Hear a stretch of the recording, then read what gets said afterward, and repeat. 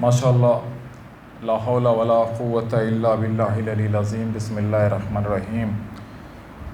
نہد علی مظہر العجائب تجدہ اون لکا فی نوائب کلو ہم و غم حسین جلی بعظمتک یا اللہ، بے نبوتک اے محمد، بے ولایتک علی ابن ابی طالب، نعرہ حیدری آل، نعرہ حیدری آل، نعرہ حیدری آل۔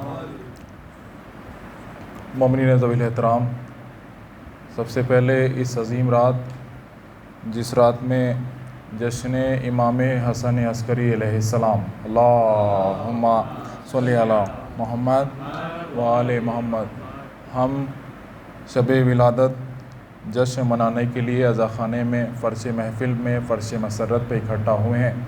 سب سے پہلے اس عظیم رات کی مبارکباد، اس جشن کی مبارکباد، ولادت مولا کی مبارکباد، اور اس جشن کی ولادت کی مبارکباد اس جشن کے حقیقی وارث کی بارگاہ میں ایک بار بآواز بلند نعرہ صلوات کے ذریعے پیش کر دیں۔ اللہم صلی علی محمد محمد۔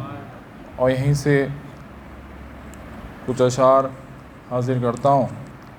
محترم برادر فاضل صاحب ریلوی فرماتے ہیں کہ ہے سب سے پہلے خالق اکبر کا تذکرہ، ہے سب سے پہلے خالق اکبر کا تذکرہ، پھر اس کے بعد اس کے پیغمبر کا تذکرہ، ہے سب سے پہلے خالق اکبر کا تذکرہ، پھر اس کے بعد اس کے پیغمبر کا تذکرہ، بعد نبی ہے فاتح خیبر کا تذکرہ، بعد نبی ہے فاتح خیبر کا تذکرہ، پھر ہے رسول پاک کی دختر کا تذکرہ، پھر ہے رسول پاک کی دختر کا تذکرہ، پھر لکھ دیا قلم نے حسن شاہ مشرقین، بے ساختہ زبان پر پھر آ گیا حسین، بے ساختہ زبان پر پھر آ گیا حسین، لکھا قلم نے پھر صفحے قرطاس پر وہ نام، لکھا قلم نے پھر صفحے قرطاس پر وہ نام،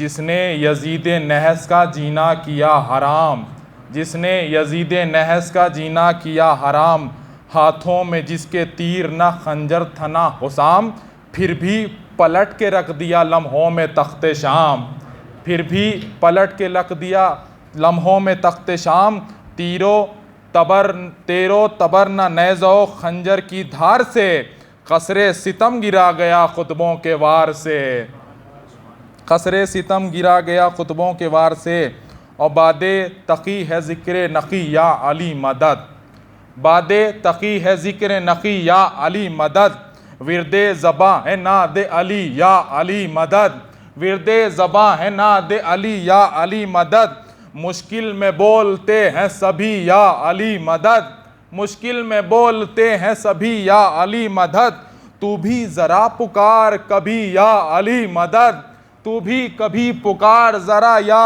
علی مدد، اور 10واں علی بھی پہلے علی سا دلیر ہے، شیروں کا احترام بتاتا ہے شیر ہے، 10واں علی بھی پہلے علی سا دلیر ہے، شیروں کا احترام بتاتا ہے شیر ہے، اور آگے چلا قلم جو بسط ادب و احتیاط، آگے چلا ممدو کے حوالے سے عرض کر رہا ہوں کہ آگے چلا قلم تو بسط ادب و احتیاط، آئی زباں پہ میرے حسن عسکری کی بات، آئی زباں پہ میرے حسن عسکری کی بات، اس گوہر الہ کی ایسی عظیم ذات، اس گوہر الہ کی ایسی عظیم ذات، جس پر نثار ہو گئی ہیبت کی کائنات، جس پر نثار ہو گئی ہیبت کی کائنات، مثل حسن جو صلحوں میں عالی مقام ہے، اور صبر میں حسین علیہ السلام ہے۔ ایک درود پڑھ دیں مل جل کر آپ حضرات۔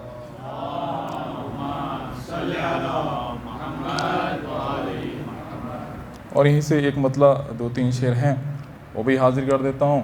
ہماری فہرست میں ایک نام ہے، وہ اگر وقت سے آ گئے تو انشاءاللہ پڑھ لیں گے، نہیں تو قبلہ موجود ہیں انشاءاللہ، ان کی بصیرت افروز تقریر اور محفل فضائل امام حسن عسکری علیہ السلام آپ سماعت کریں۔ ایک درود پڑھ دیں آپ حضرات پھر سے، اللہم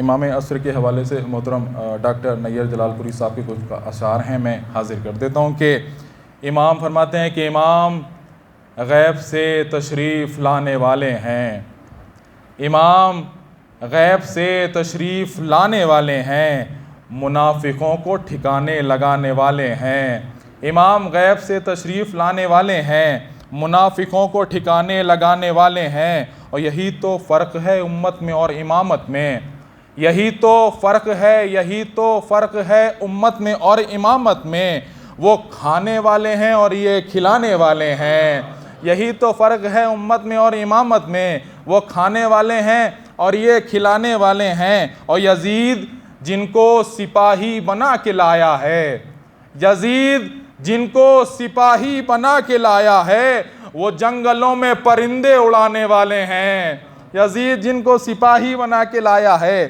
وہ جنگلوں میں پرندے اڑانے والے ہیں۔ اور عزائے شہ میں لٹاتے ہیں سال بھر وہ بھی، عزائے شہ میں لٹاتے ہیں سال بھر وہ بھی، جو اپنے گھر کے اکیلے کمانے والے ہیں، عزائے شہ میں لٹاتے ہیں سال بھر وہ بھی، جو اپنے گھر کے اکیلے کمانے والے ہیں۔ اور یہ بھی شعر دیکھیں کہ حیات موت میں تبدیل ہونے والی ہے، حیات موت میں تبدیل ہونے والی ہے، علی نماز جنازہ پڑھانے والے ہیں، حیات موت میں تبدیل ہونے والی ہے، حیات موت میں تبدیل ہونے والی ہے، علی نماز جنازہ پڑھانے والے ہیں۔ اور نزول تیغ تبسم ہے آج مقتل میں، نزول تیغ تبسم ہے آج مقتل میں، پسینے موت کے ماتھے پہ آنے والے ہیں، پسینے موت کے ماتھے پہ آنے والے ہیں۔ اور غریب خانے میں ہوگی حسین کی مجلس، غریب خانے میں ہوگی حسین کی محفل، ہم آسماں کو زمیں پر بچھانے والے ہیں، غریب خانے میں ہوگی حسین کی مجلس، ہم آسماں کو زمیں پر بچھانے والے ہیں۔ اور یہ خنجروں کی جگہ بم چھپا کے لائے ہیں، یہ خنجروں کی جگہ، یہ خنجروں کی جگہ بم چھپا کے لائے ہیں، نئے یزید ہیں حملے پرانے والے ہیں، یہ خنجروں کی جگہ بم چھپا کے لائے ہیں، نئے یزید ہیں حملے پرانے والے ہیں۔ اور شمار ان کو بھی کرتے ہیں بے شمار میں ہم، شمار ان کو بھی کرتے ہیں بے شمار میں ہم، جو نام قاتل زہرا چھپانے والے ہیں، شمار ان کو بھی کرتے ہیں بے شمار میں ہم، جو نام قاتل زہرا چھپانے والے ہیں۔ اور مقطع بھی دیکھیں محترم کا کہ فرماتے ہیں کہ تم اپنی آنکھوں کو دریا میں ڈال دو نیر،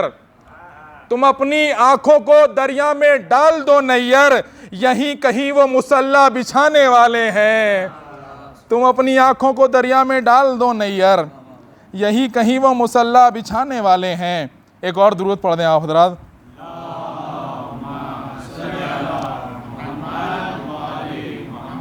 میں 4 مصرے جس کا حکم بھی ہے میں پڑھ کے اس کے بعد برادر رویش صاحب آ چکے ہیں، میں ان کو آواز دے دیتا ہوں کہ ممبر پہ بیٹھ کے نہ سیاست بیان کر، ممبر پہ بیٹھ کے نہ سیاست بیان کر، دم ہے تو فاطمہ کی شہادت بیان کر، ممبر پہ بیٹھ کے نہ سیاست بیان کر، دم ہے تو فاطمہ کی شہادت بیان کر۔ اور شامل تھے جتنے لوگ بھی زہرا کے قتل میں، ان سب کے نام لے کے روایت بیان کر۔ آئیے حضرات میں گزارش کرتا ہوں برادر رویش سے کہ وہ تشریف لائیں اور بارگاہ مولا میں نذران عقیدت پیش کریں۔ درود پڑھ رہے ہیں آپ حضرات۔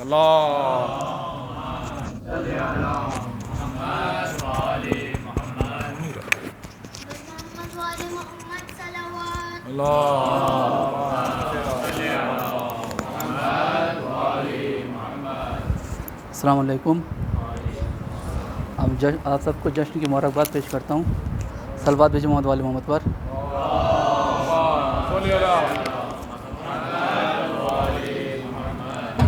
جیسا کہ آپ سب کو پتہ ہی ہوگا کہ آج کل جو ہے بی بی کا قاتل کے نام چھپانے میں لوگ سب لگے ہوئے ہیں کہ ان کا نام نہیں بتاؤ۔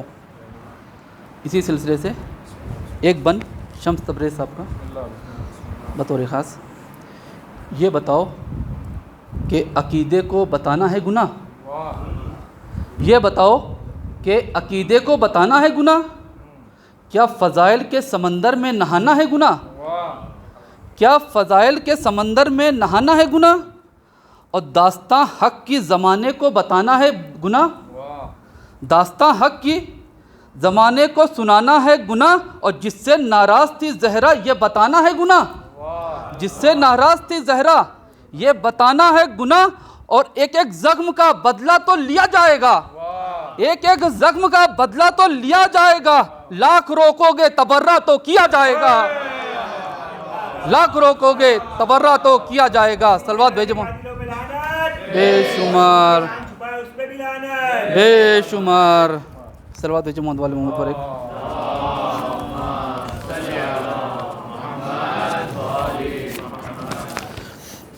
اور یہ بھی حالات حاضرہ پہ، کبھی یوٹیوب کی تقریر سے ڈر جاتے ہیں، کبھی یوٹیوب کی تقریر سے ڈر جاتے ہیں، اور کبھی اسٹوری کی تحریر سے ڈر جاتے ہیں، کبھی اسٹوری کی تحریر سے ڈر جاتے ہیں۔ اور کتنے ڈرپوک ہیں، کتنے ڈرپوک ہیں، کتنے ڈرپوک ہیں قاتل تیرے اے نصر اللہ، کتنے ڈرپوک ہیں قاتل تیرے اے نصر اللہ، فیس بک پر تیری تصویر سے ڈر جاتے ہیں، فیس بک پر تیری تصویر سے ڈر جاتے ہیں۔ صلوات بھیجو محمد والے محمد پر۔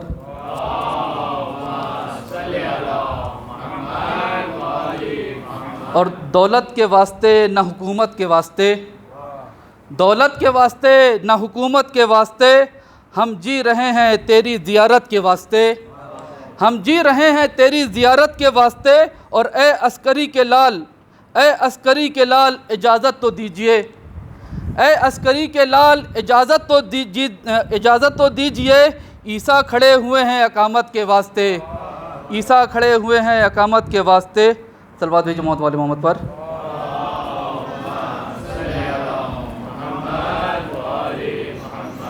اور وہ شعر کرو نظر تمنائے علی کو، وہ شعر کرو نظر تمنائے علی کو، تسکین مہیا ہو دل بنت نبی کو، تسکین مہیا ہو دل بنت نبی کو۔ اور زہرا نے کہا حضرت عباس کو بیٹا، زہرا نے کہا حضرت عباس کو بیٹا، یا یوں کہوں پورا کیا محسن کی کمی کو۔ صلوات بھیجے محمد والے محمد پر۔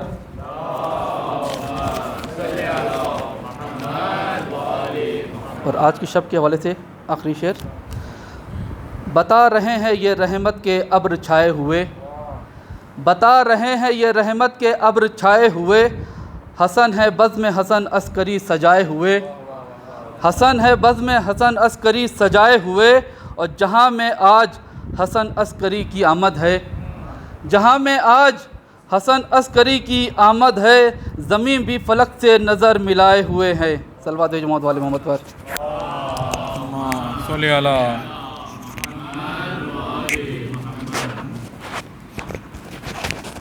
ایک اور درود پڑھتے ہیں، اللہم صلی اللہ محمد و آل محمد، کہ تم جو رزق حلال کھاؤ گے، تم جو رزق حلال کھاؤ گے، حق زہرا میں بول پاؤ گے، تم جو رزق حلال کھاؤ گے، حق زہرا میں بول پاؤ گے۔ بغض رکھتے ہو دل میں اصغر کا، بغض رکھتے ہو دل میں اصغر کا، نسل کو ہرملا بناؤ گے، بغض رکھتے ہو دل میں اصغر کا، نسل کو ہرملا بناؤ گے۔ میں گزارش کرتا ہوں برادر فہیم سے کہ وہ وقت کے اندر جو ہے بارگاہ مولا میں نذران عقیدت پیش کریں۔ درود پڑھ دیں آپ حضرات، اللہم صلی علی محمد و آل محمد۔ السلام علیکم۔ ایک جیتی جاگتی صلوات پڑھیے آپ لوگ، اللہم صلی علی محمد و آل محمد۔ تمام شیعان حیدر کرار کو امام زمانہ کے والد کی آمد بہت بہت مبارک ہو۔ نعرہ حیدری، نعرہ حیدری، نعرہ حیدری۔ کہ ستم کا خوف نہ ہوگا تیرے ظہور کے بعد، ستم کا خوف نہ ہوگا تیرے ظہور کے بعد، اور ہنسے گی کھل کے سکینہ تیرے ظہور کے بعد، اور پہلے جس پہ حضرت فیروز کا خنجر چلا، بطور خاص کہ پہلے جس پہ حضرت فیروز کا خنجر چلا، ارے پھر شکم اس کا پھٹے گا تیرے ظہور کے بعد، اور ابھی تو اپنے بھی رکھتے ہیں انگلیاں منہ پر، ابھی تو اپنے بھی رکھتے ہیں انگلیاں منہ پر، ارے کریں گے کھل کے تبرہ تیرے ظہور کے بعد، کریں گے کھل کے تبرہ تیرے ظہور کے بعد۔ اور یہ بھی دیکھیے گا بطور خاص کہ میری زباں پہ شہ ذکر لافتہ ہے آج، میری زباں پہ شہ ذکر لافتہ ہے آج، مجھ سے کسی جری نہ بھگوڑے کی بات کر، مجھ سے کسی جری نہ بھگوڑے کی بات کر، اور یثرب سے ایک چھلانگ میں خیبر میں آ گیا، یثرب سے ایک چھلانگ میں خیبر میں آ گیا، ارے حیدر کی بات چھوڑ تو گھوڑے کی بات کر، حیدر کی بات چھوڑ، حیدر کی بات چھوڑ تو گھوڑے کی بات کر۔ اور یہ بھی دیکھیے گا کہ ہوں عزادار معیار میرا بالا ہے، ہوں عزادار یہی خاص کرم رکھتا ہوں، ہوں عزادار یہی خاص کرم رکھتا ہوں، یعنی کہ فاطمہ زہرا کا بھرم رکھتا ہوں، اور میں بھی کر سکتا ہوں موسیٰ کے عصا والے کام، میں بھی کر سکتا ہوں موسیٰ کے عصا والے کام، ارے میں بھی تو ہاتھ میں غازی کا علم رکھتا ہوں، میں بھی تو ہاتھ میں غازی کا علم رکھتا ہوں، اور ہے کرم خاص میرے مولا کا ہر ایک محفل میں، ہے کرم خاص یہ مولا کا ہر ایک مجلس میں، ہر مقصر کی میں گردن پہ قدم رکھتا ہوں، ہر مقصر کی میں گردن پہ قدم رکھتا ہوں۔ ایک آواز بلند صلوات۔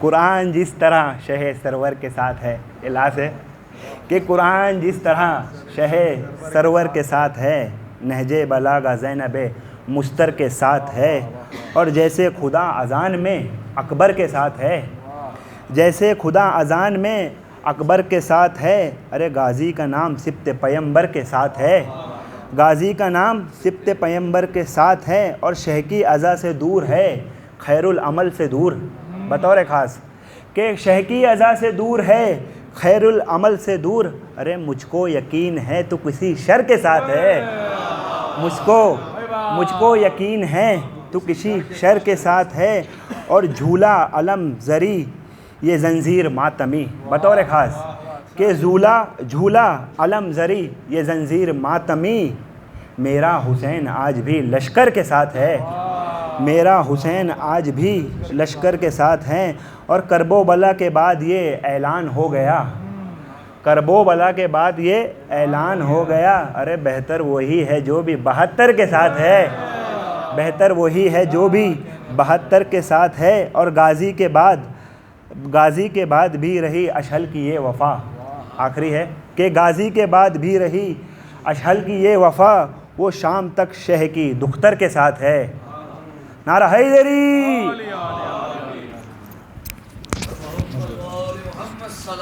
اللہم صلی علی محمد وآل محمد وعجل فرج۔ میں نہایت ہی ادب و احترام کے ساتھ حرف التماس لے کے پڑھ رہا ہوں حجت الاسلام والمسلمین مولانا مجتبی بنانی صاحب سے کہ افروز ممبر ہوں اور بارگاہ مولا میں اپنا نذرانہ کے بر محمد وآل محمد صلوات۔ اللہم صلی علی محمد وآل محمد۔ اعوذ باللہ من الشیطان اللعین الرجیم، بسم اللہ الرحمن الرحیم،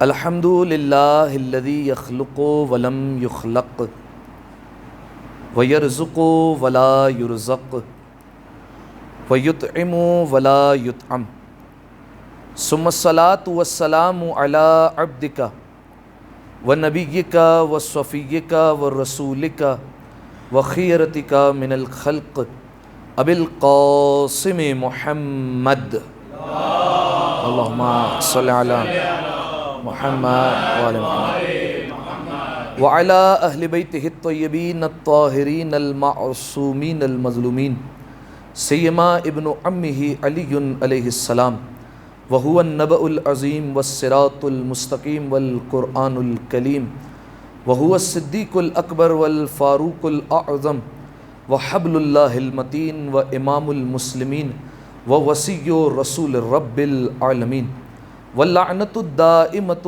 علی اعدائہم اجمعین اما بعد فقد قال اللہ سبحانہ وتعالی فی محکم کتابہ مبین بسم اللہ الرحمن الرحیم قل لا اسألکم علیہ اجرا الا المودۃ فی القربى ومن یقترف حسنۃ نزد لہ فیہا حسنا صلوات علی محمد و آل محمد اللہم صلی علی محمد و آل محمد دعائے سلامتی امام زمانہ سب مل کر بسم اللہ الرحمن الرحیم اللہم کن ولیک الحجۃ ابن الحسن صلواتک علیہ وعلی آبائہ فی غازہ الساعہ وفی کل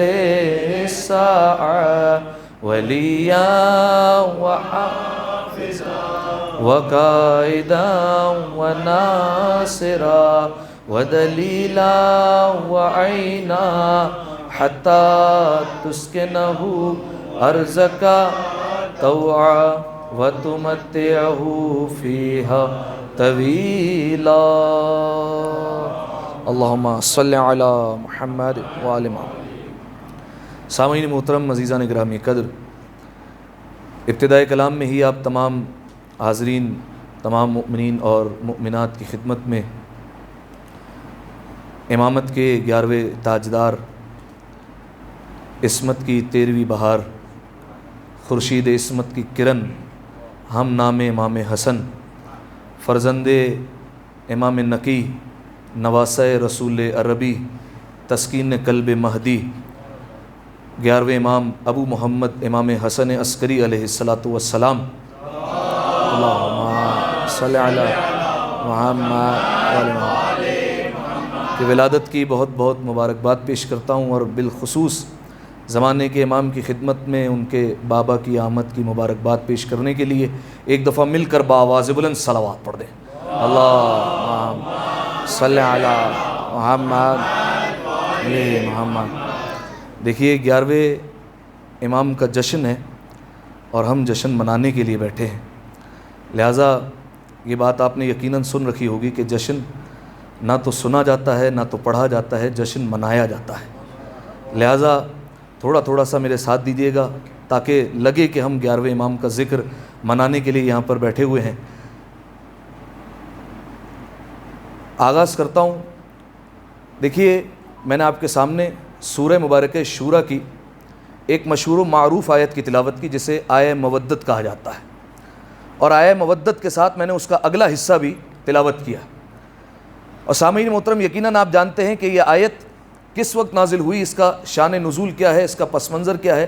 یقیناً یہ آپ کے اذہان عالیہ میں موجود ہے کہ کچھ لوگ رسول اللہ کی خدمت میں آتے ہیں اور رسول اللہ سے آ کر کہتے ہیں کہ یا رسول اللہ، آپ نے ہماری خاطر اتنی زحمتیں برداشت کی، اتنی پریشانیاں اٹھائیں، آپ نے ہمیں پیغامات پہنچائے، آپ نے ہماری خاطر پتھر کھائے، آپ نے ساری کی ساری چیزیں ہماری خاطر کی، ہم جانتے ہی نہیں تھے کہ کیا پاکیزگی ہے، کیا نجاست ہے، گڑھے میں دیکھ کر پانی پی لیا کرتے تھے۔ آپ نے ہمیں بتایا کہ پاکیزگی کسے کہا جاتا ہے، آپ نے ہمیں بتایا ہے نجاست کسے کہا جاتا ہے، ہمیں نجاست اور پاکیزگی کے احکام نہیں پتہ تھے، آپ نے ہمیں بتایا، ہمارے نماز روزے سے کوئی سروکار نہیں تھا، آپ نے ہمیں بتایا کہ نماز کیسے پڑھی جاتی ہے، روزہ کیسے رکھا جاتا ہے، اس کا وقت کب شروع ہوتا ہے، حج کیسے کیا جاتا ہے، آپ نے یہ سب بتایا۔ ہم تو بت پرستی کیا کرتے تھے، ہمیں تو پتہ ہی نہیں تھا کہ کون لائق عبادت ہے، آپ نے بتایا کہ یہ سارے کے سارے بت خود محتاج ہے، جو محتاج ہوتا ہے وہ خدا نہیں ہوتا، وہ لائق عبادت ہے، اس کی عبادت کرو۔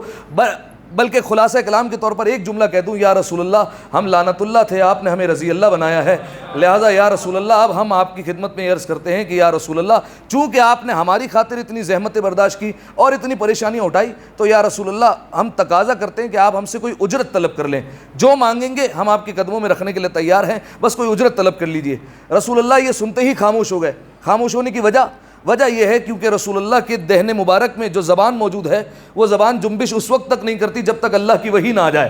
لہٰذا رسول اللہ خاموش ہوئے، اور جیسے ہی رسول خاموش ہوئے تو خالق نے مزاج سمجھ لیا اور جناب جبرائیل کو حکم دیا۔ جبرائیل نے سرحد آسمان کو چھوڑا اور سرحد زمین میں داخل ہوا، رسول اللہ کے پاس آیا، سلام کے بعد کہتا ہے کل لا اسألکم علیہ اجرا الا المودۃ فی القربى، اے میرے حبیب ان سے کہہ دیجئے کہ ہم اجر رسالت کے طور پر کچھ نہیں مانگتے، ہمیں کسی قسم کی اجرت نہیں چاہیے، ہمیں کچھ بھی نہیں چاہیے، الا المودۃ فی القربى، مگر یہ کہ ہمارے قرابت داروں سے، ہمارے جو قریبی ترین رشتہ دار ہیں ان سے مودت کر لو، بس یہی تمہارا اجر رسالت ہے۔ یہاں تک آیت ہو گئی، اگلا حصہ سنیے، وَمَن يَقْتَرِفْ حَسَنَةً، اب مودت اہل بیت کو دیکھیے نیکی کہا گیا ہے، توجہ چاہ رہا ہوں، وَمَن يَقْتَرِفْ حَسَنَةً، اور جو بھی کوئی یہ نیکی لے کر آئے گا، نزد لہو فی حسنا، فی ہے حسنا، ہم اس کی نیکی میں اور اضافہ کر دیں گے، ہم اس کی نیکی کا اجر اور بڑھا دیں گے، جو بھی یہ نیکی لے کر آتا ہے۔ دیکھیے سامعین محترم، قرآن مجید میں نیکیوں کا ثواب بہت مختلف طریقوں سے بیان ہوا ہے، ہر نیکی ایک جیسی نہیں ہوتی، ہر نیکی کا ثواب علیحدہ علیحدہ ہے، ہر نیکی کا ثواب، ہر نیکی کا درجہ الگ الگ ہے۔ جیسے پروردگار عالم قرآن مجید میں کہتا ہے من جاء بالحسنۃ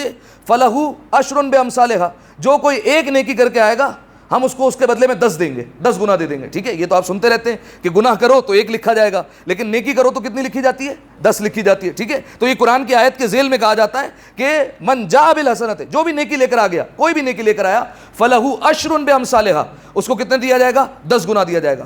اچھا کیا ہر نیکی کا ثواب 10 گنا ہے؟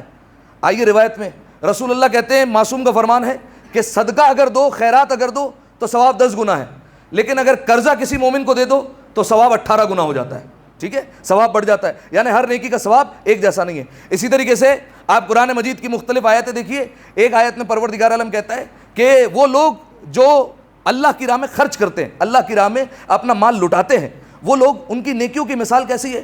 ان کی نیکیوں کی مثال ایسی ہے کہ زمین میں ایک دانہ بو دو، جب زمین میں دانہ بوگے تو اس سے 7 بالیاں نکل جائے، اور 7 بالی میں 100 دانے ہو تو ان کا ثواب اتنا ہے۔ یعنی کیا مطلب؟ آپ ضرب دے دیجئے 7 کو 100 سے، کتنا ہو گیا؟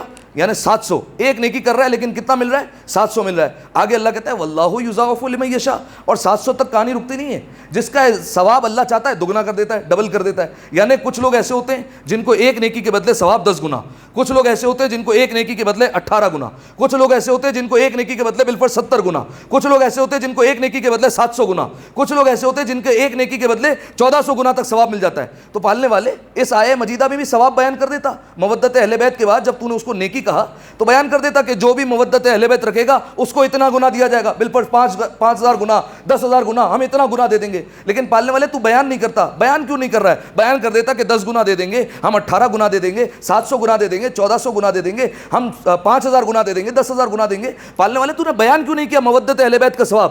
بعید نہیں، پروردگار عالم کی طرف سے جواب آئے کہ کیسے ثواب بیان کروں جب سب کی محبتیں ایک جیسی نہیں ہے۔ توجہ چاہ رہا ہوں، جب سب کی محبتیں ایک جیسی نہیں ہے تو سب کا ثواب کیسے ایک جیسا ہو سکتا ہے؟ اب یہاں پر جو ہم سب بیٹھے ہوئے ہیں، ہم سب کی محبت الگ الگ ہے، سب کا اجر ایک جیسا نہیں ہے، سب کی محبت اور معرفت سب کا مختلف ہے، سب کا مقام الگ الگ ہے۔ اسی طریقے سے رسول اللہ کی بزم میں بیٹھنے والے جتنے تھے، امیر المومنین کی بزم میں بیٹھنے والے جتنے تھے، ان سب کا مقام الگ ہے۔ کمیل کی محبت الگ ہے، میسم کی محبت الگ ہے، ابو ذر کی محبت الگ ہے، سلمان کی محبت الگ ہے۔ سب کو ہر ایک کی محبت کے حساب سے جو ہے وہ ثواب پروردگار عالم عطا کرے گا۔ لہذا پروردگار عالم کہہ رہا ہے نزد لہو فیہا حسنا، ہم اس کی نیکی میں اضافہ کر دیں گے، ہم اس کی نیکی کو اور بڑھا دیں گے۔ ایک دفعہ صلوات پڑھی مل کر بآواز بلند، اللہم صلی علی محمد وآل محمد۔ تو اب پروردگار عالم اس آیت میں اجر رسالت کے طور پر مانگا مودت اہل بیت کو کہ میرے قرابت داروں سے مودت اختیار کرو۔ اور دیکھو مودت یہ ایک ایسی نیکی ہے کہ جس کو اگر کرو گے تو ہم تمہیں ایسا اجر دیں گے کہ جو تمہاری نیکی سے زیادہ ہوگا، لیکن تمہارے حساب سے ملے گا۔ اور سامعین محترم، کمال یہ ہے کہ یہ ایسی نیکی ہے مودت اہل بیت کہ اس کے صدقے میں باقی نیکیاں قبول ہوتی ہے، ٹھیک ہے؟ توجہ چاہ رہا ہوں، اس نیکی کے صدقے میں باقی نیکیاں قبول ہوگی۔ آپ نے کہیں یہ سنا کہ اگر صدقہ دو گے تو نماز قبول ہوگی؟ کہیں نہیں سنا۔ کیا کبھی یہ سنا کہ زکوٰۃ ادا کرو گے تو ہم روزے کا ثواب دیں گے ورنہ روزے کا ثواب نہیں دیں گے؟ کہیں نہیں سنا۔ کیا آپ نے یہ سنا کہ کسی یتیم کا خیال رکھو گے تو ہم تمہیں حج کا ثواب دیں گے ورنہ نہیں دیں گے؟ کہیں نہیں سنا۔ آپ نے کبھی یہ سنا کہ فلاں فلاں عبادت کرو گے تو ثواب ملے گا ورنہ ساری عبادتیں تمہاری بیکار ہو جائے گی؟ کہیں نہیں سنا۔ لیکن جہاں بات آئی مودت اہل بیت کی تو فوراً پروردگار عالم نے کہا، رسول اللہ نے کہا کہ دیکھو مودت اہل بیت وہ شے ہے کہ اگر یہ لے کر نہ آئے تو ساری کی ساری نیکیاں تمہارے منہ پہ مار دی جائے گی، سب کچھ تمہارے منہ پہ مار دیا جائے گا، سب کچھ لوٹا دیا جائے گا اور تمہارے پاس واپس بھیج دیا جائے گا، ہم کچھ بھی تمہاری بارگاہ سے قبول کرنے والے نہیں ہیں۔ اب سامعین محترم دیکھیے، اب کوئی سوال کر لے کہ پروردگار عالم تو ہے عادل، عادل کا کیا مطلب ہوتا ہے؟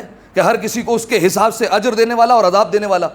تو پروردگار عالم سے یہ سوال کیا جائے کہ پالنے والے یہ انسان جو آ رہا ہے, یہ جو حافظ قرآن آ رہا ہے, یہ جو مولوی صاحب آ رہے ہیں, یہ نمازیں بھی لے کر آ رہے ہیں, روزے بھی لے کر آ رہے ہیں, حج بھی لے کر آ رہے ہیں, خیرات بھی ہے, صدقات بھی ہے, سب کچھ ہے, ایک چیز نہیں ہے, وہ کیا ہے؟ مودت اہل بیت. تو پالنے والے اجر نہیں دے رہا ایک نیکی کے بدلے؟ یہ تو عدالت کا تقاضا نہیں ہوا. ایک نیکی کے اوپر تو نے ساری نیکیاں بہا دی, ساری نیکیوں کو ضائع کر دیا, سارے اعمال ہبط کر لیے. پروردگار عالم کی طرف سے جواب آئے گا, لیکن اس جواب کو سمجھانے کے لیے میں ایک مثال دیتا ہوں آپ کے سامنے. یہ کیوں کہا گیا ایسا؟ دیکھیے بالفرض یہ ہے مسجد, ٹھیک ہے. اب جب یہ مسجد جب بنائی گئی, تو جب مسجد کو کنسٹرکٹ کیا گیا, جب بن گئی یہ مسجد, تو اس کے بعد جو ہے وہ اعلان کیا گیا کہ بھائی اب مسجد کی اوپننگ سیرمنی ہے, اب جو ہے وہ افتتاح ہو رہا ہے مسجد کا, آپ تمام مومنین آئیے گا. سب کے سب آ گئے. اب مجھے بھی مدعو کر لیا گیا, میں بھی پہنچ گیا وہاں پر. جب جیسے ہی آیا تو اب جو ہے وہ بہترین طریقے کا کھانا تھا, طرح طرح کے جو ہے وہ بوفے لگے ہوئے ہیں, مثال دے رہا ہوں, ٹھیک ہے, طرح طرح کے بوفے لگے ہوئے ہیں, اور جو ہے وہ بہترین طریقے کے جو ہے وہ شربت رکھے ہوئے ہیں, ساری چیزیں رکھی ہوئی ہے. اب میں نے پوچھ لیا سامنے سے, حضور کتنا خرچہ ہوا یہ سارا کرنے میں, اتنے سارے لوگ ہیں؟ کہا کہ $5000 قبلہ خرچہ ہوا ہے. کیا بات ہے یار, ایک مسجد کی اوپننگ کے لیے اتنا خرچہ کیا, سبحان اللہ, اللہ آپ کے رزق میں برکت دے. اتنے میں 4 لوگ اور آ گئے. ایک نے کہا حضور ہمارے سیمنٹ کے پیسے دے دیں, ایک نے کہا ہمارے سریے کے پیسے دے دیں جو مسجد میں لگا ہے, ایک نے آ کر کہا حضور یہ جو پلستر کیا ہے اس کا جو ہے وہ ہمارا خرچہ دے دیں, ایک نے کہا جو ہمارا فلورنگ کا خرچہ ہوا اس کے پیسے دے دیں. یعنی مزدور آ گئے اپنی اجرت مانگنے کے لیے. اب بتائیے جو بھی اندر نماز پڑھے گا, نماز کسی کی قبول ہوگی؟ قبول نہیں ہوگی. ایک مزدور کی اگر اجرت نہ دو تو اللہ مسجد میں پڑھی گئی نماز کو قبول نہیں کرتا. اگر رسول اللہ کی اجرت نہ دو, رسول اللہ کی ساری رسالت کی اجرت نہ دو, پھر بھی انسان سوال کرے کہ کیسے ہو سکتا ہے کہ ہمیں جو ہے وہ یہ سامنے سے ثواب نہیں ملے. بلکہ ایک اور جو ہے وہ ہمارے فقہ کے استاد نے جو ہے وہ بڑی اچھی بات کی تھی اور درمیان میں مسئلہ بیان کیا تھا, اور غالباً کسی مجلس میں عرض کیا تھا, میں اشارہ کرتا ہوں اس کے سامنے, کہ ایک عالم سے پوچھا گیا تھا کہ ہمارے گھر کے کنویں میں کتا گر گیا ہے, اور جب کتا گر گیا ہے تو پانی کو کیسے پاک کیا جائے گا؟ انہوں نے کہا 40 ڈول نکال لو. 40 ڈول نکالے گئے, عالم کو دعوت دی گئی, عالم آئے, پانی مانگا, جیسے ہی پانی مانگا تو دیکھا پانی میں بال تھا. انہوں نے پوچھ لیا, کہا کہ یہ کنواں پاک کر لیا تھا؟ کہا ہاں پاک تو کر لیا تھا. کہا تو پھر اس میں بال کیسے آ گیا؟ کہا کہ وہ تو ہمیں نہیں پتا. کہا یہ بتاؤ کہ ڈول نکالنے سے پہلے کتا نکالا تھا اندر سے؟ وہ کہنے لگے نہیں کتا تو نہیں نکالا تھا. تو کہا تم کتا نکالنے سے پہلے کنویں سے 40 ڈول کیا 40 لاکھ ڈول نکالو گے تب بھی پاک نہیں ہوگا, کیونکہ اندر عین نجاست موجود ہے. جب تک عین نجاست باہر نہیں آئے گی تب تک کنواں پاک نہیں ہو سکتا. اب بھی نہیں سمجھے؟ جب تک عبادت کے کنووں میں بغض علی کا کتا مرا ہوا ہو تب تک کوئی عبادت قابل قبول نہیں ہوتی. لہذا سامعین محترم, اب پروردگار عالم نے رسول اللہ کی اجرت کے طور پر, پوری رسالت کی اجرت کے طور پر ایک چیز مانگی, میرے قرابت داروں سے صرف مودت کر لو, بس اور کچھ نہیں چاہیے ہمیں. اب سامعین محترم, آپ جو یہاں پر تشریف فرما ہے, آپ آئے ہیں 11ویں امام کی ولادت کے لیے اور اجر رسالت ادا کرنے کے لیے, ٹھیک ہے. اب دیکھیے 11ویں امام کا سن بہت کم ہے, ان کو زندگی میں اتنا موقع نہیں ملا براہ راست کہ اپنے کمالات دکھا سکے, کیونکہ نظر بند کی زندگی مولا نے گزاری ہے, ٹھیک ہے.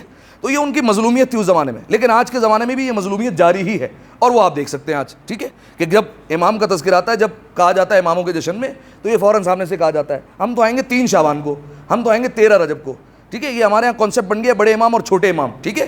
حالانکہ جو ہے وہ اگر آپ جو ہے نجف کے طلباء میں بھی جائیں گے تو ان کے یہاں احترام یہ ہوتا ہے کہ وہ جناب عباس کے نام کے ساتھ بھی چھوٹا لفظ استعمال نہیں کرتے کہ یہ چھوٹے بھائی ہیں. ان سے پوچھے نا جناب عباس بڑے ہیں یا امام حسین بڑے ہیں, تو وہ کہتے ہیں عباس بڑے ہیں, حسین اس سے بڑے ہیں, ٹھیک ہے, ٹھیک ہے.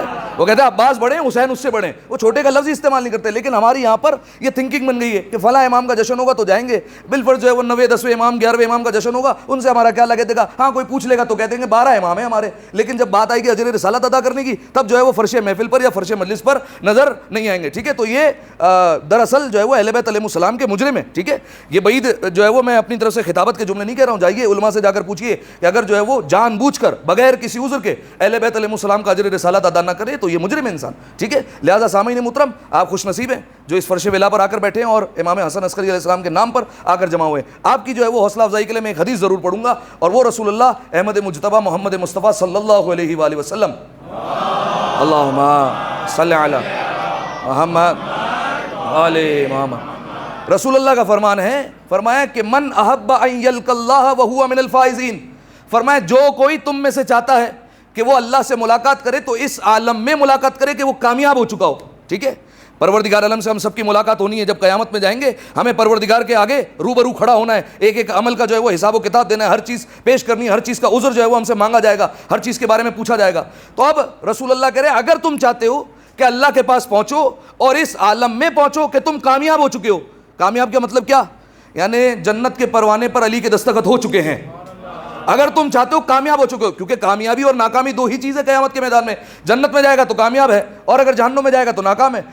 رسول اللہ نے فرمایا اگر چاہتے ہو کہ کامیاب لوگوں میں تمہارا شمار ہو, کیا کرنا ہے, ایک چیز کر لو, فَلْيَتَوَلَّ الْحَسَنَ بْنَ عَلِيٍّ الْعَسْكَرِي, میرے بیٹے حسن عسکری سے محبت کر لینا, بس بات ختم ہو گئی. کتنی سی چیز مانگی ہے, کتنا آسان ہے اس اجر رسالت کو ادا کرنا, کہ فرش محفل پر آنا ہے, فرش مجلس پر آنا ہے, اور ان کے مجلس ہو تو آنسو بہانے, مجلس ہے محفل ہے تو ان کو ذکر پر داد و تحسین دینی, ٹھیک ہے. اور دیکھیے گنا چنا مجمع بیٹھا ہوا ہے, اور میں آپ سے کہتا ہوں اپنے چہروں پر مسکراہٹ بنائے رکھیے, ٹھیک ہے, کیونکہ آج ہے زمانے کے امام کے بابا کی ولادت, ٹھیک ہے.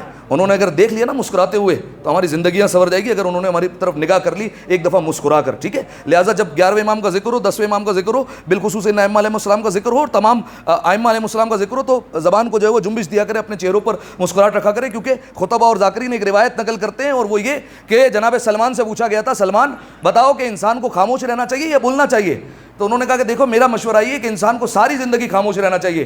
ابھی جیسے ہی جناب سلمان نے کہا علی گزر گئے, کہا لیکن جب بات اس کی ہو تو پھر بولتے رہنا چاہیے, ٹھیک ہے, خاموش رہو. یا الصمت زینتن, خاموشی زینت ہے, خاموش رہو, چپ کر کے بیٹھے رہو, جتنا زبان کو کم حرکت دو گے اتنے کم گناہ ہوں گے, بالکل خاموش رہو. لیکن جیسے ہی علی گزرے کہا لیکن جب بات اس کی آئے تو پھر خاموش مت رہنا, پھر بول پڑنا ہے اس کے فضائل میں, پھر بول پڑنا ہے اس کی معرفت میں, پھر بول پڑنا ہے اس کے عشق میں. لہٰذا سامعین محترم, پروردگار عالم آپ سب کو سلامت رکھے. اب آئیے 11ویں امام کے حوالے سے کچھ گفتگو ہو جائے اور بات پھر جو ہے وہ منزل اختتام تک میں پہنچاتا ہوں. 11ویں امام کی زندگی کتنا برس ہے, کتنے سن کے مولا کا جو ہے وہ عمر مبارک, ہاں جزاکم اللہ, 28 برس. 9ویں امام کے بعد سب سے کم عمر امام ہے 11ویں امام, ٹھیک ہے. 9ویں امام کی عمر مبارک ہے 25 برس, اور 11ویں امام کی عمر مبارک ہے 28 برس, ٹھیک ہے. اچھا, ولادت ہوئی ہے کہاں پر, کہاں ہوئی ولادت, پکی بات ہے, سامرہ میں تو نہیں ہوئی ہے, سامرہ میں ہوئی ہے. آپ کہاں پر پیدا ہوئے ہیں, کراچی میں. دیکھیے سب کو پتہ ہے ہم کراچی میں پیدا ہوئے ہیں, ہم لکھنؤ میں پیدا ہوئے ہیں, ہم ممبئی میں پیدا ہوئے ہیں, ہم جو ہے وہ یو پی میں پیدا ہوئے ہیں, سب کو پتہ ہوگا. 11ویں امام کہاں پیدا ہوئے یہ نہیں پتہ ہے, ٹھیک ہے, یہ بھی پتہ ہونا چاہیے آپ کو. 11ویں امام پیدا ہوئے, جزاکم اللہ, جیتے رہو. اس کے لیے صلوات پڑھیں ایک دفعہ مل کر بآواز بلند, اللہم صلی علی محمد وعلی. 11ویں امام کی ولادت ہوئی ہے مدینہ منورہ میں. اچھا, کون سی تاریخ کو ہوئی, آج کون سی تاریخ ہے لکھنوی صاحب, سبحان اللہ, 10 فروری, ہاں جزاکم اللہ. 10 ربیع ثانی, اور ہجری ہے, ہجری ہے. آپ کی ڈیٹ آف برتھ کا سن کیا ہے بیٹا, ہاں یہ پتہ ہے, لیکن 11ویں امام کا کیا ہے یہ نہیں پتہ ہے, ٹھیک ہے. 11ویں امام کا سن ہے, یاد رکھیے گا 232 ہجری, ٹھیک ہے. اچھا, امام کی شہادت کب ہے, کون سی تاریخ کو ہے, اسد بتاؤ. 8 ربیع الاول, صحیح ہے. ابھی جو ہے وہ مولا کی شہادت گزری ہے ایام ازا کے اختتام پر. ہجری کیا ہے, 260, ٹھیک ہے. 232 میں 28 جوڑ لیے انہوں نے جلدی سے, تو اب ہو گئے 260, ٹھیک ہے. تو یہ 260 ہجری میں مولا نے دنیا کو خیر آباد کا ہے. 28 برس کا یہ مختصر سا سن ہے مولا کا. اچھا, والد کا نام کیا ہے, 10ویں امام امام علی النقی علیہ الصلوۃ والسلام, اللہم صلی علی محمد علیہ محمد. والدہ کا نام بتائیے.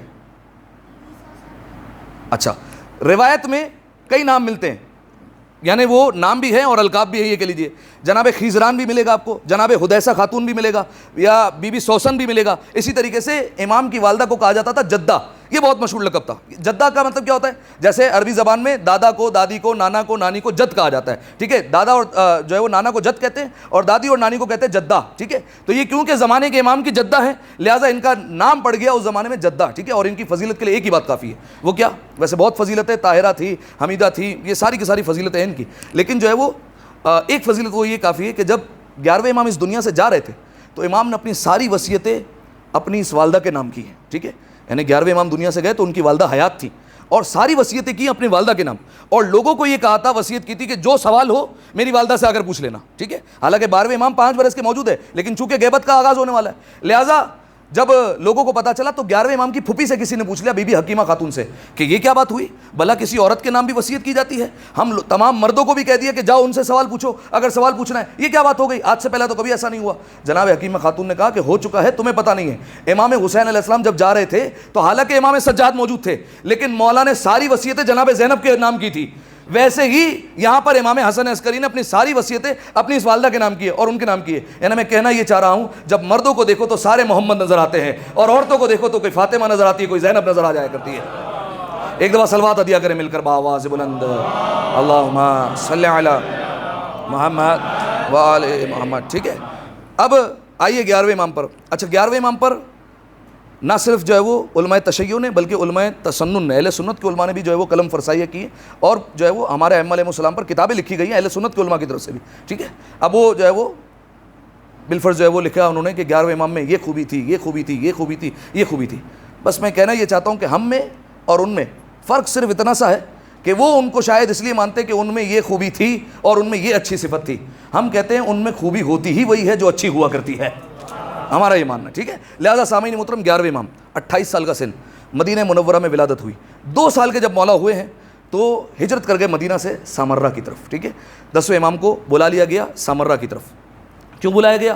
وجہ آپ جانتے ہیں کہ جو بنی عباس کی حکومت تھی, مسلسل کان بھرے جا رہے تھے کہ وہاں پر رسول کا ایک بیٹا, علی کا ایک فرزند مدینہ میں سب لوگوں کے جواب دیتا ہے, وہ تم جسموں پر راج کرتے ہو وہ دلوں پر راج کرنے والا ہے, اگر تم نے نہ روکا تو تمہارے برابر میں ایک حکومت کھڑی ہو جائے گی اور وہ اپنی حکومت قائم کر لے گا. اس ڈر سے انہوں نے 10ویں امام کو ہجرت کروائی کہ مدینہ سے آپ آ جائیے. 10ویں امام نے اپنے فرزند کے ساتھ ہجرت کی. 11ویں امام ہے 2 برس کے, آ گئے سامرہ. سامرہ یہ ایک تو دیکھیے سامرہ کا نام ہے سر من رآ, یعنی جس نے دیکھا وہ خوش ہوا. اتنا خوبصورت علاقہ تھا سامرہ. یہ تو بعد میں جو ہے وہ 11ویں امام اور 10ویں امام کے روضوں پر جو ہے وہ حملے کیے گئے اور وہ ساری بات کی کہانی, ورنہ سامرہ جو ہے وہ بہت خوبصورت شہر تھا اور آج بھی کئی جگہ موجود ہے وہاں پر. لہٰذا سامرہ کا اصل نام ہے سر من رآ, اس کو چھوٹا کر کے بنا دیا گیا سامرہ. اور یہ فوجی چھاونی علاقہ تھا, یعنی جس کو کہتے ہیں آرمی کا علاقہ. یہاں پہ سارے آرمی کے لوگ رہتے تھے اور سپاہی رہتے تھے, فوجی چھاونی تھی. جس طریقے سے اس زمانے میں کوفہ اور بصرہ وہ بھی فوجی چھاونی تھی, لیکن بعد میں جو ہے وہ ان کو شہر بنا دیا گیا اور آباد کر دیا گیا اور شہر کا درجہ مل گیا. اور سامرہ بھی آج جیسے شہر ہے, تو اس زمانے میں سامرہ تھا فوجی چھاونی. اور اسی وجہ سے امام کا لقب ہے عسکری. ٹھیک ہے, کیونکہ عربی زبان میں عسکر کہتے ہیں لشکر کو, صحیح ہے, اور عسکری یعنی فوجی چھاونی میں رہنے والا. وہاں پر جو ہے وہ امام کی سکونت تھی, وہاں پر امام کا مکان تھا, وہاں پر امام کو رکھا گیا تھا اور لوگوں کی جو ہے وہ نگرانی میں مولا کو وہاں پر رکھا گیا. 28 سال کا سن. اچھا 28 سال کے سن میں مولا کو موقع نہیں ملا لوگوں سے براہ راست بات کرنے کا, نظر بند کر دیا گیا تھا مولا کو. لیکن آپ یہ دیکھیے آج بھی, حالانکہ مولا کے 28 برس کی عمر تھی, لیکن آج بھی دیکھیے ہر جگہ 11ویں امام کا نام موجود ہے. اب پوچھا جائے کہ ان کے مقابلے پہ جو آئے تھے, جو بنی عباس کے حکمران تھے, حالانکہ ان کے پاس حکومت تھی, دولت تھی, طاقت تھی, اقتدار تھا, جاہ و حشم تھا, آج ان سے پوچھ لیجیے. میں آپ سے پوچھتا ہوں نام بتائیے ان کے. 10ویں اور 11ویں امام کے دور میں 6 بادشاہ گزرے بنی عباس کے, نام بتائیے. کسی کو نام تک یاد نہیں ہے. ٹھیک ہے, کسی کو نام بھی نہیں پتا ہے. یعنی میں کہنا یہ چاہ رہا ہوں تخت بھی کھو گیا, تخت والے بھی کھو گئے. تخت بھی کھو گیا, تخت والے بھی کھو گئے. ممبر آج بھی مجلسوں میں رکھا ہوا ہے. ٹھیک ہے, تخت بھی گیا, تخت والے بھی چلے گئے, لیکن آج بھی آپ دیکھیے ممبر مجلسوں میں ملے گا. یعنی 11ویں امام کا تذکرہ آج بھی موجود ہے. تو اب جب 10ویں امام کی شہادت ہوئی تو اب 11ویں امام کا جو مدت امامت ہے وہ کتنے برس ہے؟ فقط 6 برس. اب چونکہ یہ ان کو معلوم تھا کہ ان کے ذریعے سے 12ویں امام کی ولادت ہونے والی ہے تو مزید پابندیاں لگا دی گئی. ٹھیک ہے, اور گھر میں ہی نظر بند کر دیا گیا. حتیٰ کہ اتنی پابندی اور اتنی قید کہ ابو ہاشم جعفری مولا کا ایک صحابی ہے, جیسے ہی آیا مولا کی خدمت میں قید خانے میں بات کرنے کے لیے آیا, تو اب ابو ہاشم جعفری نے سوچا اب تو مولا یہاں اکیلے ہیں اور مولا جو ہے وہ قیدی ہے یہاں پر, اب تو مولا سے کھل کر بات کی جا سکتی ہے. جب بات کرنے لگے تو 11ویں امام نے کہا ابو ہاشم آہستہ بولو, آہستہ کلام کرو. یہاں جتنے دوسرے قیدی دیکھ رہے ہو یہ سارے قیدی نہیں, یہ اس کے بادشاہ کے جاسوس ہیں. یہ اس میں جو ہے وہ کئی لوگ ایسے ہیں جو ان کو جا کر خبریں دیں گے, لہٰذا تم آہستہ کلام کرو. تو یہ جو ہے وہ امام کے اوپر جو ہے وہ پہرا بٹھایا گیا. لیکن جب امام کو قید سے نکالا گیا اور نظر بند کیا گیا تو امام کی خدمت کے لیے وہاں پر جو ہے وہ جو جاسوس رکھے گئے. کمال یہ تھا امام کے کردار کا کہ جب لوگوں کو رکھا جاتا تھا تو امام کو تکلیف دینے کے لیے, لیکن جب دیکھنے کے لیے آتے تھے تو پتہ یہ چلتا تھا کہ 11واں امام آگے نماز پڑھا رہا ہے, وہ سب پیچھے کے پیچھے نماز پڑھ رہے ہیں. ٹھیک ہے, کردار سے اتنے جو ہے وہ متاثر ہو جاتے تھے. اب پابندی لگائی گئی, 28 سال جو ہے وہ مولا کا سن, اور اتنی کم عمر میں جو ہے وہ مولا کو زہر دیا گیا. اچھا دیکھیے, چاہے مولا پر پابندیاں لگی لیکن حکومت وقت بھی جانتی تھی کہ جب وہ مشکل میں پڑتی تھی تو ایک ہی دروازے پر آنا پڑتا تھا. وہ وجہ یہ ہے کیونکہ ان کے بڑے بھی کہہ گئے تھے کہ اگر ہم نہ ہوتے, اگر علی نہ ہوتے تو ہم ہلاک ہو جاتے ہیں. ٹھیک ہے, لہٰذا وہ جانتے تھے کہ دروازہ کون سا ہے جس پر آنا ہے ہمیں اور جس پر آ کر مانگنی ہے. یہی وجہ ہے کہ ایک عیسائی نے ایک خاتون کی حرمت کو پامال کر دیا, اس کو پکڑ کے لایا گیا دربار میں اور اس کے خلاف جو ہے وہ سزا سنا دی گئی کہ اس کو جو ہے وہ قتل کر دیا جائے, شرعی سزا ہے. اب جیسے ہی یہ سزا سنائی گئی تو اس نے کلمہ پڑھ لیا. صحیح ہے, اب آپ جانتے ہیں کلمہ پڑھنے کا مطلب پچھلے سارے گناہ معاف. ٹھیک ہے, مسلمان ہو گیا وہ. اسی لیے جو ہے وہ کہا جاتا ہے کہ جب ایک انسان کافر تھا مسلمان ہو گیا, اب 60 سال کی عمر میں جو ہے وہ مسلمان ہوا ہے, پچھلی ساری نمازیں جو نہیں پڑھی ہے وہ کیا دوبارہ پڑھنی ہے؟ نہیں, معاف ہو گئی ساری. روزے جو نہیں رکھے تھے وہ رکھنے نہیں, معاف ہے سارے. حج جو نہیں کیا اگر جو ہے وہ اب استطاعت آ گئی تو کرنا پڑے گا, ورنہ جو ہے وہ اگر مر گیا تو معاف ہے حج بھی. اسی طریقے سے یہ سارے کے سارے حکم معاف ہو جاتے ہیں اور بالکل گناہوں سے پاک و پاکیزہ ہو جاتا ہے. اس نے آخری وقت پہ جب سزا کا حکم سنایا تو اس نے فوراً کلمہ پڑھ لیا. اب سب میں جو ہے وہ باتیں ہونے لگی, یہ تو ہو گیا پاک گناہوں سے, اب تو اس کو سزا دی نہیں جا سکتی. تو فوراً جو ہے وہ انہوں نے خط لکھا اسی دروازے پر جہاں پر جھکنا چاہیے, اور 11ویں امام کو خط لکھا گیا. اور جب پہنچا امام کے پاس تو امام نے جب مسئلہ پڑھا تو امام نے کہا کہ اسے اتنا مارو کہ اس کی جان چلی جائے. اب جیسے یہ خط پہنچا تو پھر لوگوں میں باتیں ہونے لگی, یہ کیا بات ہو گئی, ہمیں جو ہے وہ دلیل چاہیے. حالانکہ اگر با معرفت ہوتے تو امام کی بات پر چون چرا نہیں کرتے, فوراً مان لیتے. لیکن جو ہے وہ دوبارہ خط لکھا گیا 11ویں امام کو کہ وجہ کیا ہے, دلیل دیجیے. امام نے کہا کہ قرآن کی آیت ہے, اللہ نے قرآن میں کہا ہے, مفہوم یہ ہے کہ اگر کوئی خوف کی وجہ سے ایمان لے آیا تو اس ایمان کا کوئی فائدہ نہیں ہوا کرتا. یہ خوف کی وجہ سے ایمان لایا, لہٰذا اس کا کوئی فائدہ نہیں. تو آپ سامعین محترم, مولا قید میں بھی رہ کر اس طریقے سے جو ہے وہ رہنمائی کرتے رہے. ایک دفعہ صلوات ہدیہ کریں مل کر بآواز بلند, اللہم صلی علی محمد. 11ویں امام کی ایک خصوصیت یہ ہے کہ امام کی, دیکھیے ویسے تو مولا کا رابطہ نہیں تھا, پھل فروش بھی اگر باہر سے آتا تھا تو وہ آوازیں لگا رہا ہے, بالفرض پھل لے لو, موسمبی لے لو, سیب لے لو, آ کر آوازیں لگا رہا ہے. اور اسی آوازوں کے دوران امام سے گفتگو بھی ہو رہی ہے, امام سے مسائل بھی پوچھے جا رہے ہیں. امام جو ہے وہ جو امام کے جو روشن دان تھا یا جو کھڑکی کہہ لیجیے آج کی زبان میں, وہاں سے امام آئے ہیں اور وہ آوازیں بھی لگا رہے ہیں اور امام سے گفتگو بھی کر رہا ہے. اس طریقے سے امام سے کلام کیا جاتا ہے, کسی کو جو ہے وہ اجازت نہیں ہوتی تھی وہاں پر رکنے کے لیے. لہٰذا اور 11ویں امام کی جو خصوصیت میں بیان کر رہا تھا وہ یہ کہ 11ویں امام کی محفل میں جو بھی آتا تھا امام معجزہ لازمی دکھاتے تھے. ٹھیک ہے, لازمی معجزہ دکھاتے تھے, کیونکہ امام جانتے تھے کہ میں اس طریقے سے نظر بند کر دیا جاؤں گا تو ایسا نہ ہو میرے بعد یہ گمراہ ہو جائے, تو انہیں معجزے دکھاتے رہو. اسی وجہ سے روایت کے جملے, راوی بیٹھا ہوا ہے اور امام جو ہے وہ اپنے چاہنے والوں کو خط کے جواب لکھ رہے ہیں, اور جب خط کے جواب لکھ رہے ہیں تو راوی نے دیکھا کہ اذان ہوئی. جیسے ہی اذان ہوئی تو امام نے قلم رکھ دیا اور نماز کے لیے اٹھ کر چلے گئے. کہتا ہے مولا تو چلے گئے لیکن قلم خود بخود چلنے لگ گیا. ٹھیک ہے, صحیح ہے, امام چلے گئے, معجزہ جاری ہے. اسی طریقے سے ایک شخص جو امام کا چاہنے والا تھا, اس کے پاس کوئی آیا اور کہا کہ میں تمہارے مولا کو نہیں مانتا, میں تمہارے امام کو نہیں مانتا, میں ان کی مودت نہیں رکھتا. انہوں نے کہا نہ رکھو, یہ تمہاری اپنی قسمت ہے. کہا کہ ہاں اگر میں ان کو کوئی سوال پوچھوں اور وہ جواب دے دے تو میں ان کی جو ہے وہ امامت کو مان لوں گا. کہا اچھا تو پوچھ لو. اس نے کاغذ لیا لیکن قلم نہیں مانگا. کہا کہ قلم تو چاہیے ہوگا لکھنے کے لیے. کہا نہیں, میں انگلی سے سوال لکھوں گا, اگر وہ واقعی امام ہیں تو اس کو بھی پڑھ لیں گے اور اس کو بھی جانتے ہوں گے, جواب دے دے میرا.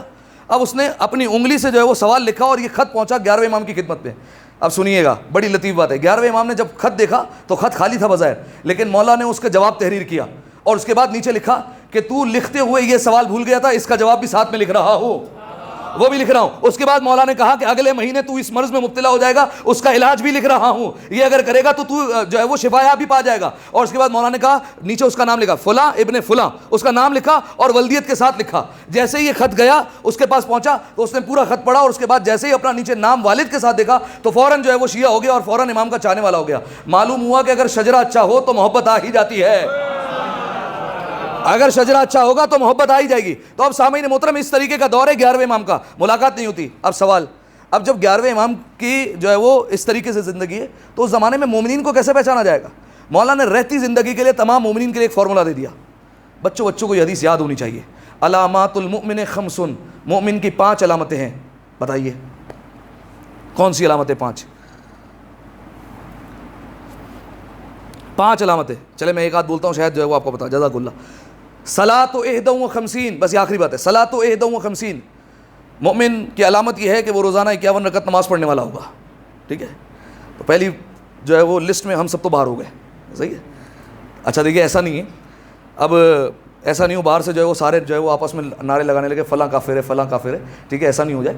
یہ بیان کر دیتا ہوں. دیکھیے, جو علی کی ولایت کی گواہی دے رہا ہے وہ مومن ہے. ٹھیک ہے, لیکن جو ہے وہ یہ جو مومن, جو مولا نے مومن کی علامتیں بیان کی, یہ اگر کسی میں ہو تو یہ مومن کا درجہ جو ہے وہ تھوڑا بڑھ گیا, ایڈوانس ہو گیا. ٹھیک ہے, اسی طریقے سے جو پہلے امام نے نہج البلاغہ میں بیان کری صفتیں, وہ اگر کسی میں نہیں ہے تو ایسا نہیں کہ وہ مومن نہیں ہے. اگر اپناتا جائے گا تو اس کے ایمان کا درجہ بڑھتا چلا جائے گا. لہٰذا مولا نے پہلی علامت بتائی صلاۃ 51. پہلی علامت یہ 51 رکعت روزانہ نماز پڑھنے والا ہے. 51 رکعت میں کیسے 51 رکعت ہوتی ہے؟ چلے پڑھتے نہیں, پتہ تو ہو کیسے 51 بنتی ہے. ہاں 17 تو ہو گئی واجب. ٹھیک ہے, یہ سب کو پتہ ہے. فجر 2, ظہر 4, عصر 4, مغرب 3, عشاء 4, 17 ہو گئی. اور بتائیے 11 نماز شب ہو گئی, 17 اور 11 28 ہو گئے, اور 2 صبح کی, چلے 30 ہو گئی, اور 8 ظہر 8 असर, ये हो गए 46। मगरिब की 46 हो गए, 46 हो गए। 2 नमाजें 5 बांट कर बताइए। मगरिब की 1, अच्छा मगरिब की 4, इशा की तो 2 होती है भाई, 1 रकत तो है ही नहीं। हाँ, मगरिब की 4, इशा की 2, ठीक है, ये तो हो गई 52। लेकिन चूंकि इशा की बैठ कर पड़ी जाती है, इस वजह से जो है वो 1 रकत शुमार किया जाता है उसको, ठीक है। तो ये हो गई 51 रकत नमाज, पहली अलामत। दूसरी अलामत मौलाना ने फरमाया ज़ियारतुल अरबईन, फरमाया मोमिन वो होगा जो हर बरस अरबईन की ज़ियारत पर पहुँचेगा, ठीक है। अरबईन की ज़ियारत पढ़ना नहीं, जाना ज़ियारत अरबईन पर, ठीक है। इसमें ये नहीं है करा तो ज़ियारत अरबईन, ज़ियारत अरबईन पढ़ना नहीं, ज़ियारत अरबईन पर जाना, ये मोमिन की अलामत है, सही है। तीसरी अलामत, हाँ अच्छा, तखत्तुमो बिल यमीन, दाएं हाथ में अंगूठी पहनना, सही है, ये तीसरी अलामत हो गई मोमिन की। ये सब मोमिन है। और बताइए चौथी अलामत, हाँ चले, और एक और बताइए, ताफीरुल जबीन, ये अपनी पेशानी खाक पर रखना, जब सजदा करें तो खाक पर सजदा करना, ये चौथी मोमिन की अलामत है, सही है। आपको और मिलेंगे जो बिल्कुल कारपेट पे भी सजदा करते होंगे, लेकिन जो है वो मोमिन वो होगा जो किस पर सजदा करेगा, खाक पर सजदा करेगा। और सही बुखारी की रिवायत है, हवाला मांगेगा तो कोई दे दूंगा, ठीक है। और पांचवी बात, और पांचवी क्या चीज़ है, वल जहरो बिस्मिल्लाहिर्रहमानिर्रहीम, जब बिस्मिल्लाह आए तो फिर बुलंद आवाज़ से पढ़ना। आप जानते हैं मर्दों पर वाजिब है कि 2 नमाजें आहिस्ता पढ़नी है, ज़ोहर और असर, ये आहिस्ता पढ़नी है, इसकी किरात आहिस्ता करनी वाजिब है, लेकिन इसमें भी बिस्मिल्लाह ज़ोर से पढ़ा जाए ये मुस्ताहब है, ठीक है। अच्छा, ये 5 अलामतें इमाम ने बयान की, इन 5 के पीछे कोई ना कोई वजह मौजूद है, बस वजह सुनिए और इजाज़त दें। पहली बात, सलात व एदा व खमसीन, 51 रकत नमाज पढ़ेगा। अच्छा, ये क्यों का, वजह यह है कि हम शियों पर एक इल्ज़ाम है कि हम शिया रसूलुल्लाह की सुन्नत पर अमल नहीं करते, ठीक है। हालांकि असल में अहले सुन्नत हम ही हैं, सही है, तवज्जो नहीं की आपने, अहले सुन्नत दरअसल हम ही हैं। देखिए, अगर सुन्नी कहते हैं रसूलुल्लाह के पीछे चलने वाले को, तो अली से बड़ा कोई सुन्नी नहीं है। और अगर शिया कहते हैं अली से मोहब्बत रखने वालों को, तो रसूल से बड़ा कोई शिया नहीं है, ठीक है। तो एक बात, ये इल्ज़ाम था, तो लिहाजा मौला ने कहा कि फ़र्ज़ के साथ सुन्नत भी पढ़ो, ठीक है, दोनों नमाज पढ़ो, वाजिब भी पढ़ो और मुस्ताहब भी पढ़ो, ठीक है, अगर जो है वो तुम पढ़ सकते हो, एक बात। दूसरा, ज़ियारतुल अरबईन, क्योंकि 10वें इमाम के दौर में आप जानते हैं लोगों के हाथ पैर कलम किए जा रहे थे और फिर जो है वो ज़ियारत पर लोग जाते थे, तो सिलसिला रुक ना जाए, मौला ने कहा ज़ियारतुल अरबईन मोमिन की दूसरी अलामत है, ज़ियारत अरबईन पर पहुँचेगा, 2 अलामतें। तीसरा, व तखत्तुमो बिल यमीन, तीसरा दाएं हाथ में अंगूठी पहनने वाला। ये क्यों कहा मौला ने दाएं हाथ में अंगूठी पहनने वाला, वजह सुनिए। जंग सिफ़ीन, जब जंग सिफ़ीन में सामने वालों ने कुरान उठाए तो लोगों ने इस कुरान को छोड़ दिया, ठीक है, अमीरुल मोमिनीन को, कुरान नातिक को छोड़कर कुरान सामत के पीछे भागने वाले, ये कुरान उठा लिए गए। तो मौला ने कहा कि देखो, मैं कुरान नातिक हूँ, मैं कह रहा हूँ, इनकी कोई अहमियत नहीं है, अगर ये मेरे मुकाबले पर लाए जा रहे हैं, देखो इसको छोड़ दो, धोखे में ना आना। अब जो है वो देखिए, मौला ने इसी वजह से कहा कि वो जो माविया के लश्कर वाले हैं वो हालांकि इमाम बातिल है, ठीक है, बातिल का इमाम है, और इमाम अली हक के इमाम है, लेकिन मौला ने फिर भी फरमाया कि अगर माविया मुझसे ये सौदा करे कि मैं अपने 10 दूं और उनसे 1 ले लूं, तो मैं ले लूंगा, ये सौदा कर लूंगा, ठीक है। क्यों? क्योंकि उनका एक भी बातिल के इमाम की ऐसी पैरवी करता है जैसे हक की करनी चाहिए, ठीक है, वो उसकी बातें ऐसे मानता है, और हमारे वाले जो है वो मान ही नहीं रहे मौला की बात। लिहाजा मौला ने जो है वो ये कहा, लेकिन लोगों ने बात नहीं सुनी। उसके बाद जो है वो ये तय हुआ कि दोनों तरफ से एक एक नुमाइंदा तय किया जाए, और वो दोनों नुमाइंदे जाकर जो फैसला करेंगे वही जो है वो हुज्जत होगा। तो अब शाम के लश्कर से आया अमर इब्न आस, ठीक है, ये आया, बड़ा शातिर इंसान था, और ये जो है वो अमीरुल मोमिनीन ने जब खत लिखा था ना कि माविया को और कहा था कि आज भी हमारी तलवारें कुंद नहीं हुई है, आज भी हमारे बाजुओं में वही जोर है, बनी हाशिम और बनु उमैया का मुकाबला नहीं हो सकता। तो इसने जब खत पढ़ा था तो हमारे आस बैठा हुआ था, हमारे आस ने जब देखा खत को तो कहने लगा शाम वाला कि इसमें अली ने मुझे दावत दी कि आए एक तलवार उठा और हम 2-2 हाथ कर लेते हैं और फैसला हो जाएगा कि कौन आज भी किसके बाजू में कितनी ताकत है। तो ये कहने लगा कि जाओ मुकाबला कर लो अली से। तो ये सामने से कहा कि हमारे आस, मैं तुम्हें जानता हूँ, तुम्हारा जहन कितना शरीर है, तुम ये चाहते हो कि मैं मारा जाऊँ और तुम मेरे बाद कुर्सी पर बैठ जाओ, ये तुम्हारी हाजत है, ठीक है। तो ये इतना शरीर इंसान था। हमारे आस को भेजा गया शाम के लश्कर की तरफ से, और मौला की तरफ से मौला ने कहा मालिक अश्तर जाएंगे। लोगों ने कहा नहीं, मालिक अश्तर तो जो है वो जो आप कहेंगे वो करेंगे, मालिक अश्तर नहीं जाएगा। मौला ने कहा इब्न अब्बास जाएंगे, कहा नहीं, इब्न अब्बास को भी नहीं भेजेंगे, अपने वाले कह रहे हैं। कहा कि मोहम्मद इब्न अबी बकर को भेज दो, है उसके वतन से लेकिन मेरा बेटा है, सही है, मौला ने कहा था। कहा कि नहीं, इसको भी नहीं भेजेंगे। अब किसको भेजा जाए? भेजा गया अबू मूसा अशरी को, मुनाफिक था साला। अबू मूसा अशरी को भेजा गया, किसके मुकाबले में? अमर इब्न आस के। अब दोनों बैठ गए एक खेमे में और दोनों बैठ के प्लानिंग करने लगे। अमर आस है शरीर, चालाक, मक्कार इंसान। उसने कहा कि देखो अबू मूसा, हम जो है वो जाकर ये फैसला सुना देते हैं कि तुम अली को माजूल कर दो खिलाफत से, मैं जो है वो शाम वाले को माजूल कर देता हूँ, दोनों को हटा देते हैं, फिर तय कर लेंगे नया खलीफा कौन है। कहा अच्छा। अब दोनों ने फैसला तय कर लिया कि हमें जाके ये फैसला सुनाना है। अब जैसे ही वहाँ पर पहुँचे ऐलान करने के लिए, तो हमारे आस ने कहा हुजूर आप बुजुर्ग हैं, आप आगे बढ़िए, आप ऐलान कीजिए। یہ آیا اور اس نے آ کر اعلان کر دیا کہ میں مولا علی کو معزول کرتا ہوں اور ان کی خلافت کو تسلیم نہیں کرتا. جیسے اعلان کر کے نیچے اترا, ہمارے آس اوپر گیا اور ہمارے آس نے کہا کہ میں جو ہے وہ چونکہ یہ معزول کر چکا ہے تو میں معاویہ کی خلافت کا اعلان کرتا ہوں.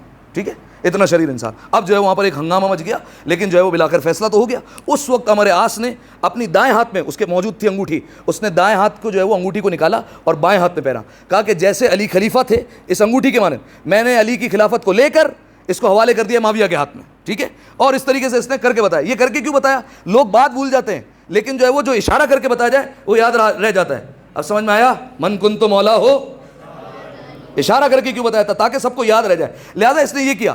اب چونکہ یہ علامت بن گئی تھی, جتنے بنو امیہ والے تھے وہ بائیں ہاتھ میں انگوٹھی پہننے لگے. صحیح ہے, اور یہ ناصبیوں کی علامت بن گئی کہ بائیں ہاتھ میں انگوٹھی پہنی جائے گی. لہذا مولا نے کہا تختم بالیمین, دائیں ہاتھ میں انگوٹھی پہننا تاکہ پتہ چلے کہ تم شیعہ ہو اور علی والے ہو. اسی لیے آپ جا کر دیکھیے, آج بھی اگر کوئی فقیر دیکھ لینا مانگنے والا بھی کہ اس کا دائیں ہاتھ میں انگوٹھی ہے, تو پہلے سلام سے کہتا ہے یا علی مدد. ٹھیک ہے, سلام کرے گا, سلام سے پہلے یا علی مدد کہے گا. ٹھیک ہے, کیوں؟ یہ جانتا ہے یہ شیعہ ہے, یہ علی والا ہے. لہذا اچھا, اب بائیں ہاتھ میں انگوٹھی پہنی جا سکتی ہے نہیں پہنی جا سکتی فقہی اعتبار سے؟ دیکھیے, صرف بائیں ہاتھ میں نہ پہنی جائے تاکہ, اور دائیں ہاتھ میں بھی پہنی جائے, اور اگر زیادہ انگوٹھیاں ہو گئی ہے میری طرح تو بائیں ہاتھ میں بھی پہن لے. ٹھیک ہے, اور جو ہے وہ اس طریقے سے انسان کر سکتا ہے. لیکن جو ہے وہ دائیں ہاتھ میں پہننا لازمی ہے. اگر دائیں ہاتھ کو چھوڑ کر صرف بائیں ہاتھ میں پہنی تو پھر یہ علامت ہے کس کی؟ بنو امیہ کی. اچھا, اب آئیے, مولا نے کہا تختم بالیمین, دائیں ہاتھ میں انگوٹھی پہننا. سورہ واقعہ میں آیت ہے اصحاب الیمین ما اصحاب الیمین, دائیں طرف والے اصحاب اور تم کیا جانو دائیں طرف والے اصحاب. چاہیے, قیامت کے دن جو لوگ نجات یافتہ ہوں گے, کامیاب ہوں گے, ان کو دائیں طرف کر دیا جائے گا. ٹھیک ہے, اور ان کے امام ہوں گے علی ابن ابی طالب. صحیح ہے, اسی لیے کہا جائے گا دائیں طرف والے یعنی علی والے, اور تم کیا جانو کیا ہے علی والے. صحیح ہے, تو کہا گیا تختم بالیمین, دائیں ہاتھ میں انگوٹھی پہننا. 3. چوتھا کیا ہے؟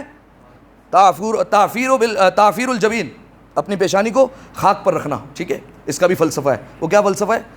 امیر المومنین سے پوچھا گیا کہ مولا ہر رکعت میں ایک قیام ہے ایک رکوع ہے, لیکن سجدے 2 کیوں ہیں؟ قیام بھی ایک ہے, رکوع بھی ایک ہے, سجدے 2 کیوں کرتے ہیں؟ مولا نے کہا وجہ یہ ہے کہ جب تم سجدے کی حالت میں جاننا چاہتے ہو تو قرآن پکار کر کہتا ہے وَمِنْهَا خَلَقْنَاكُمْ, پہلی دفعہ سجدہ کرتے ہو تو فوراً قرآن پکار کر کہتا ہے وَمِنْهَا خَلَقْنَاكُمْ, اسی مٹی سے بنائے گئے ہو. اس کے بعد تم بیٹھ جاتے ہو. جیسے ہی دوبارہ سجدے میں جانا چاہتے ہو قرآن پکار کہتا ہے وَفِيهَا نُعِيدُكُمْ, اسی میں تمہیں پلٹ کر جانا ہے. یعنی پہلا سجدہ دلالت کرتا ہے ولادت پر, جملہ ضائع نہیں کیجیے گا, پہلا سجدہ دلالت کرتا ہے ولادت پر اور دوسرا سجدہ دلالت کرتا ہے موت پر. ان دونوں کے درمیان جو مختصر سا قیام ہے اسے زندگی کہا جاتا ہے. ٹھیک ہے, کتنی دیر کے لیے بیٹھتے ہیں؟ استغفر اللہ ربی واتوب الیہ, اتنی سی دیر کے لیے. بعض لوگ تو یہ بھی نہیں بیٹھتے. صحیح ہے, تو یہ مختصر سا قیام ہے زندگی کا, اور باقی ایک سجدہ ولادت پر دلیل, ایک سجدہ شہادت پر. اور 5ویں اور آخری علامت وہ کیا ہے؟ والجہر بسم اللہ الرحمن الرحیم, بلند آواز سے بسم اللہ الرحمن الرحیم پڑھنا. نماز میں چاہے قرآن پڑھو بسم اللہ زور سے پڑھو. وجہ کیا ہے؟ ایک جملہ کہہ دوں, کئی حافظان قرآن کو بسم اللہ بڑا اچھا لگتا ہے, بے کا نقطہ اچھا نہیں لگتا ہے. بے کا اچھا نقطہ جو ہے وہ انہیں پسند نہیں ہے, لہذا کہا بسم اللہ الرحمن الرحیم زور سے پڑھو. بے کا نقطہ کون ہے؟